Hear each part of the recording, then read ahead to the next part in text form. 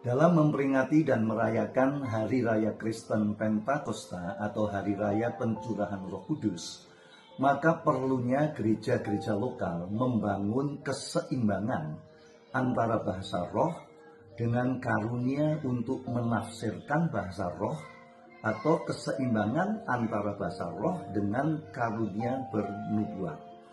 Firman Tuhan mengajar kepada kita di dalam 1 Korintus 14 ayat 22. Dikatakan karena itu karunia bahasa roh adalah tanda, bukan untuk orang beriman. Nah, ayat ini saudara mengajarkan kepada kita bahwa karunia bahasa roh itu bisa menjadi tanda negatif atau menjadi syak bagi orang yang tidak percaya. Maksudnya bagaimana? Maksudnya di dalam ayat 23 dikatakan, jadi kalau seluruh jemaat berkumpul bersama-sama dan tiap-tiap orang berkata-kata dengan bahasa roh, lalu masuklah orang-orang luar atau orang-orang yang tidak beriman, tidakkah akan mereka katakan bahwa kamu gila? Ya, orang akan bingung. Jadi bahasa roh menjadi tanda negatif bagi mereka yang tidak percaya, bagi orang luar. Mereka akan berkata, kamu orang gila. Firman Tuhan katakan, itu sebabnya perlu keseimbangan dengan karunia bernubuat atau karunia menafsirkan bahasa roh.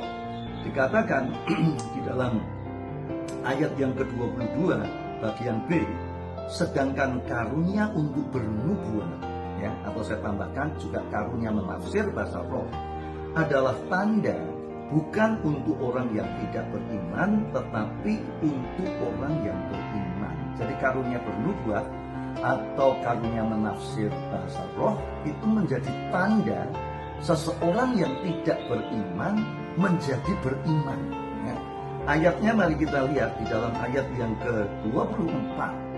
Dikatakan, tetapi kalau semua bernubuat, lalu masuk orang yang tidak beriman atau orang kafir, maka ia akan diyakinkan oleh semua yang diselidiki oleh semua, segala rahasia yang terkandung di dalam hatinya akan menjadi nyata, sehingga ia akan sujud menyembah Tuhan dan mengaku, sungguh Tuhan ada di tengah-tengah kami.